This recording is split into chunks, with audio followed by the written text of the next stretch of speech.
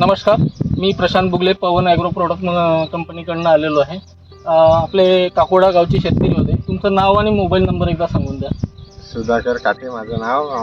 Mobile number 84 12 81 58 13.